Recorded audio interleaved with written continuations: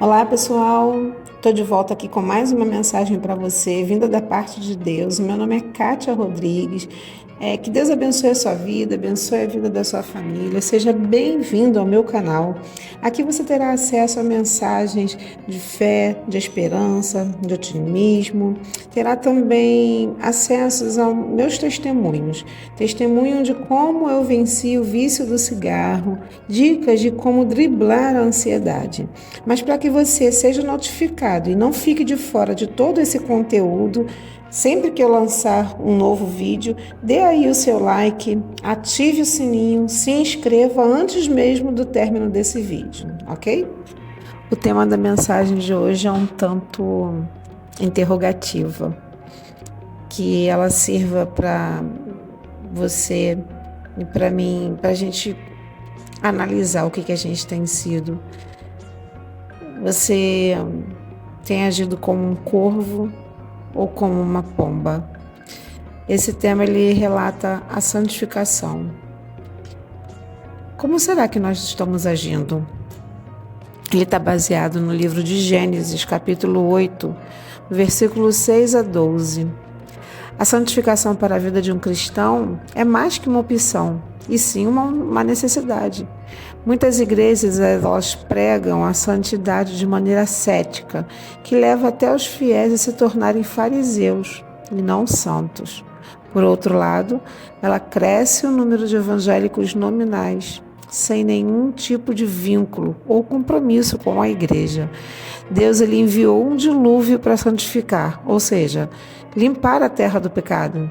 Quando Noé quis saber se a terra já estava limpa, enviou primeiro o corvo e depois a pomba.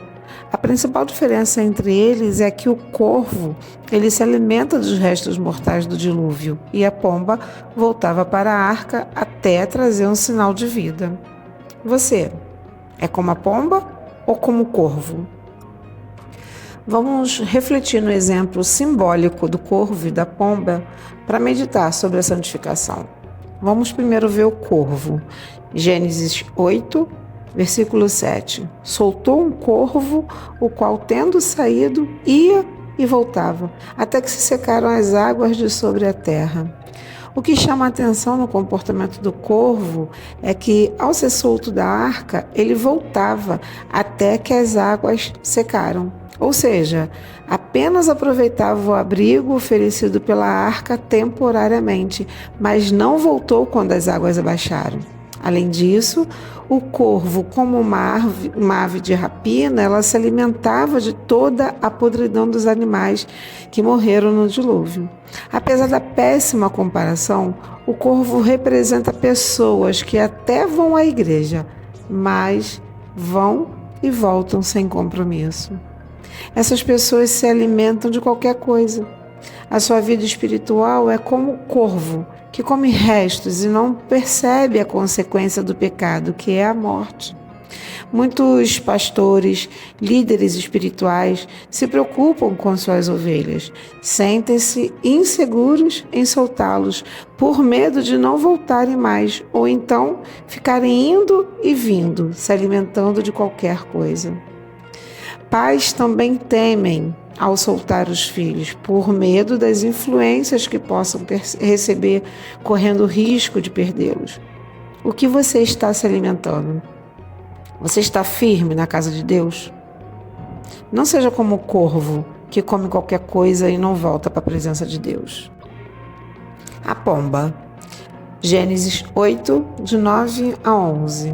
A pomba, não achando onde pousar o pé, tornou a ele para a arca, porque as águas cobriam ainda a terra.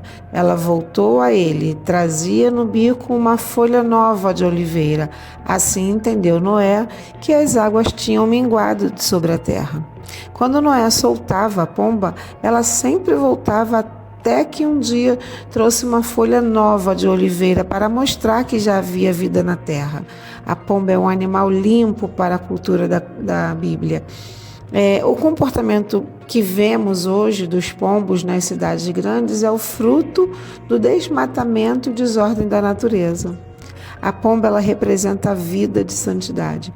Quando o Espírito Santo se manifestou visivelmente sobre Jesus, foi em forma corpórea como pomba. Está lá em Lucas 3:22.